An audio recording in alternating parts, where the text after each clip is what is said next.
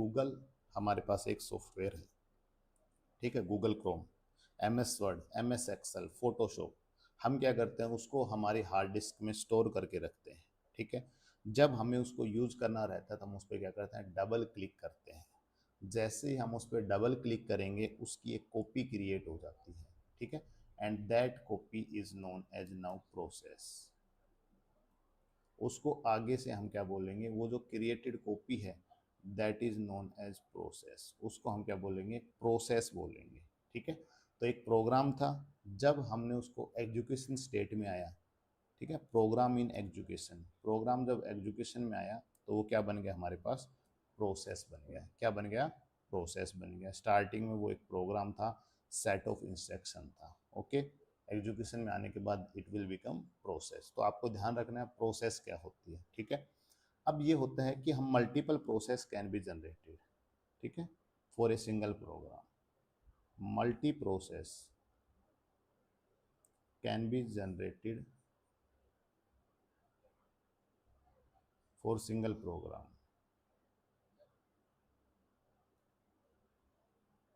एक single program के लिए हम बहुत सारे प्रोसेस को जनरेट कर सकते हैं। देखिए, हम एक टैब में MS वर्ड को खोला, अगर हम उसको दोबारा डबल क्लिक करेंगे तो हमारे पास दूसरे टैब में भी खुल सकता है, या फिर हम ऐसे बोल सकते हैं गूगल क्रोम है हमारे पास, ठीक है। गूगल क्रोम को हम एक टैब में खोलते हैं, उसके बाद अगर हम उसको दोबारा डबल क्लिक करते हैं तो उसकी दूसरी विंडो ओपन हो जाती है, तीसरी विंडो ओपन हो जाती है। तो एक सिंगल प्रोग्राम के लिए हम मल्टी प्रोसेस जनरेट कर सकते हैं। जितनी बार हम उस पर डबल क्लिक करेंगे उतनी ही उस प्रोग्राम के लिए प्रोसेस डेवलप हो जाएंगी। आई होप ये आपको समझ में आ गया होगा what is the difference between program versus process, okay. Now हम नेक्स्ट पे चलते हैं। If you are new at this channel please subscribe, please share my videos. Now अब बात आती है कि हमारे पास सर शेड्यूलर की क्या दिक्कत हुई, ठीक है। हम शेड्यूल क्यों करते हैं, प्रोसेस को शेड्यूल क्यों करते हैं।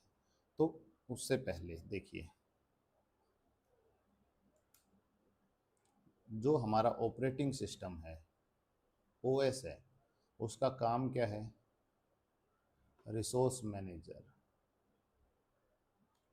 वो हमारा रिसोर्स मैनेजर का काम करता है। रिसोर्स मैनेजर का मतलब क्या है, रिसोर्सेज को हमें मैनेज करके देगा। जब हमारे प्रोग्राम को CPU चाहिए तो हमारा OS देता है, जब हमारे प्रोग्राम को प्रिंटर चाहिए तो हमारा OS देगा, जब हमारे प्रोग्राम को इनपुट चाहिए, कीबोर्ड चाहिए, कीबोर्ड से कुछ इनपुट चाहिए, उसको माउस से कुछ इनपुट चाहिए, उसको कुछ आउटपुट देनी है, तो जो भी रिसोर्सेज हैं, उसको हार्ड डिस्क चाहिए, वो सब किसके द्वारा प्रोवाइड की जाती है, ऑपरेटिंग सिस्टम के द्वारा प्रोवाइड की जाती हैं। Means operating system is just like a resource manager, ये रिसोर्स को मैनेज करता है, okay. Got my point. Now scheduler में क्या होता है, देखिए हम ऐसे समझते हैं, ये मेरे पास CPU है, यहाँ पे मेरे पास रैम है, और यहाँ मैं मान के चलता हूँ मेरे पास हार्ड डिस्क है, ओके। अब मेरी हार्ड डिस्क में तो मल्टीपल प्रोसेसेस रहती हैं, मल्टीपल प्रोग्राम्स हैं, ठीक है। मैंने एक साथ 7-8 सॉफ्टवेयर्स को मैंने ओपन कर दिया, MS वर्ड ओपन कर दिया, गूगल क्रोम ओपन कर दिया, एक्सेल ओपन कर दिया, फोटोशॉप ओपन कर दिया, OBS ओपन कर दिया, लाइव प्रिज्म ओपन कर दिया, ओके। बहुत सारे सॉफ्टवेयर मैंने ओपन कर दिए, तो इसमें मेरे पास नंबर ऑफ प्रोसेसेस हो जाएंगे, ठीक है, नंबर ऑफ प्रोसेस जनरेट हो जाएंगे। तो हमारे पास जो हार्ड डिस्क है उसमें नंबर ऑफ प्रोसेस है। अब उन नंबर ऑफ प्रोसेसेस में से कौन सी प्रोसेस, देखिए पहले उस प्रोसेस को, मान लो यहाँ पे P1 प्रोसेस है, उस P1 को पहले कहाँ आना पड़ता है, रैम में आना पड़ता है। हमारा CPU क्या करेगा, वो प्रोसेस पहले P1 में आएगी। अब P1 और प्रोसेस है, मान लो कोई, वहाँ से P2 भी प्रोसेस है, P3 भी प्रोसेस है, P4 भी प्रोसेस, और ऐसे प्रोसेसेस हैं। तो ये सारी की सारी प्रोसेसेस हमें क्या करनी है। अब देखिए हमारा जो रैम का साइज है वो छोटा होता है हार्ड डिस्क से। हार्ड डिस्क में सपोज करो एक टाइम 500 प्रोसेस है, ठीक है, और रैम में केवल उनमें से 5 प्रोसेस ही आ सकती हैं या 3 प्रोसेस ही आ सकती हैं। तो P1, अब ये यहाँ पे क्या रहता है, प्रोसेस की प्रायोरिटी रहती है। P1 आ गई, P2 आ गई, P3 आ गई, ठीक है, मान लो 3 प्रोसेस हमारी आ गई। अब देखिए यहाँ से P1 में तो 500 प्रोसेस थी, उनमें से कौन सी प्रोसेस हमारी रैम में आएंगी वो कौन डिसाइड करता, हमारा OS डिसाइड करता है। और ये प्रोसेस में से कौन सी प्रोसेस को अब CPU मिलेगा, this is also decided by OS, operating system, ठीक है। तो इनको शेड्यूल करना है। शेड्यूल का मतलब क्या है कि CPU को किस किस को मिलेगा, CPU का यूटिलाइजेशन कौन करेगा, ठीक है। हमारा कंप्यूटर में मेन बेसिक फंडामेंटल जो है वो क्या है कि CPU को हमें क्या करना, एफिशिएंसी को बढ़ाना, उसको मैक्सिमाइज यूटिलाइज करना, उसको आइडल नहीं करना। मतलब हमारा CPU ऐसा नहीं होना चाहिए कि कुछ टाइम के लिए काम करे, कुछ टाइम के लिए काम नहीं करे। तो उससे क्या होगा, हमारा कंप्यूटर की स्पीड कम हो जाएगी। हमारा मेन मोटिव है स्पीड को इंक्रीज करना। स्पीड को इंक्रीज करने का मतलब क्या है कि CPU जो हमारे पास वो प्रोसेस करता रहे, वो बीच में रुके ना, ठीक है। वो ये नहीं हो कि कोई प्रोसेस इनपुट आउटपुट में चली गई, किसी को इनपुट चाहिए तो CPU रुक गया, नहीं। तो हमें मैक्सिमाइज करना है किसका, यूटिलाइजेशन ऑफ CPU। और यूटिलाइजेशन CPU को मैक्सिमाइज करना है तो हमें प्रोसेस को शेड्यूल करना पड़ेगा कि किस कौन सी प्रोसेस हार्ड डिस्क से रैम में आएगी और रैम से CPU में जाएगी। This is known as scheduler. Okay, so we have 3 type of scheduler, ठीक है। First one is long term scheduler. Long term scheduler, long term scheduler क्या होता है हमारे पास, देखिए, ठीक है। Long term scheduler, long term scheduler में क्या है, आप यहाँ पे सोचिए कि मेरे पास जो मेरा OS है, ये मेरा OS है, OS कोड है, ठीक है।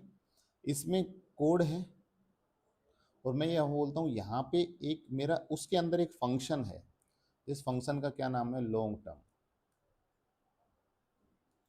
उसके अंदर एक फंक्शन और है, दैट इज शॉर्ट टर्म।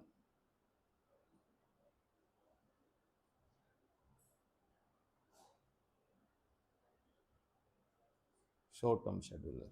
और उसी के अंदर एक फंक्शन और है, that is mid term scheduler.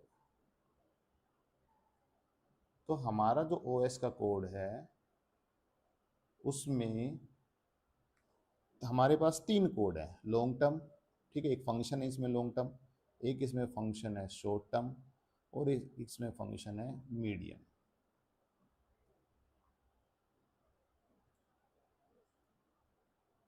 Short term and medium term, okay. ये हमारे पास इसके OS में कुछ कोड है, ठीक है। OS का जो कोड है उसमें ऐसे कुछ फंक्शंस लिखे हुए हैं जिनके नेमिंग ये है। अब देखिए यहाँ पे तो मेरे पास 500 प्रोसेस थी, उन 500 में से कितनी प्रोसेस रैम में आएगी, it is decided by long term scheduler. तो हार्ड डिस्क से, ठीक है, हार्ड डिस्क से, from hard disk how many, from hard disk how many and which process came in RAM, that is decided by long term scheduler। Hard disk से RAM में कितनी process आएंगी और कौन सी प्रोसेस आएंगी, it is decided by long term scheduler. Okay, now short term scheduler क्या होता है। अब देखिए यहाँ पे प्रोसेस आ चुकी है P1 P2, मान लो P3 आ गई, एक और आ गई P4, ठीक है। नाउ या 3 ही मानते हैं। अब इनमें से CPU किसको मिलेगा, either it can P1 access, it can access by P2 and it can be accessed by P3। या तो ये हम किसको मिलेगा, P1 को मिलेगा, या फिर ये P2 को मिलेगा, या फिर ये P3 को मिलेगा, ठीक है। हमारा CPU है वो इनमें से किसको मिलेगा, so it is decided by short term scheduler. जो हमारा शॉर्ट टर्म शेड्यूलर है उसके द्वारा इसको डिसाइड किया जाता है कि हमारा सीपीयू है वो सीपीयू रैम में कौन सी प्रोसेस को मिलेगा। ठीक है, विच प्रोसेस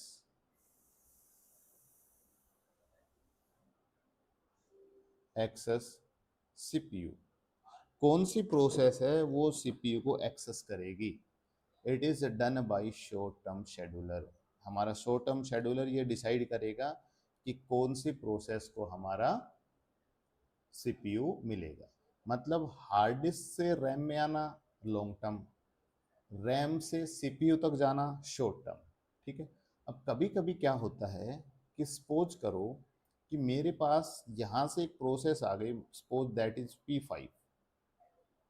ठीक है, लॉन्ग टर्म शेड्यूलर ने एक process P5 they the which have high priority, और मान लो इसको P1 मिला हुआ है, इट इज एग्जीक्यूटिंग P1।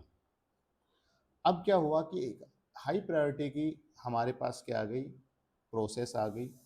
अब हमारा जो सीपीयू है, ठीक है, हमारी जो रैम है उसका फिक्स साइज है, उसमें मान लो 4 ही प्रोसेस एक साथ आ सकती है। अब क्या होगा कि हमें कैसे भी नहीं कैसे इस 5 वाले की प्रायोरिटी इन सबसे ज़्यादा है, तो क्या करेगा हमारे पास हमारा ओएस कोड में एक और फंक्शन है that is medium term scheduler. Medium term scheduler क्या करेगा कि ये जो मान लो P3 की प्रायोरिटी है वो सबसे कम है, तो P3 को यहाँ से कहाँ भेज देगा, हार्ड डिस्क में, और P5 उसकी जगह यहाँ आ गई। इसका मतलब इसने क्या कर दी, स्वैपिंग कर दी, स्वैपिंग कर दी between RAM and hard disk. Hard disk और रैम के बीच में स्वैपिंग हो गई, मींस लो प्रायोरिटी की जो प्रोसेस थी वो कहाँ चली जाएगी, रैम सॉरी हार्ड डिस्क में, और हार्ड डिस्क में जो हाई प्रायोरिटी की प्रोसेस थी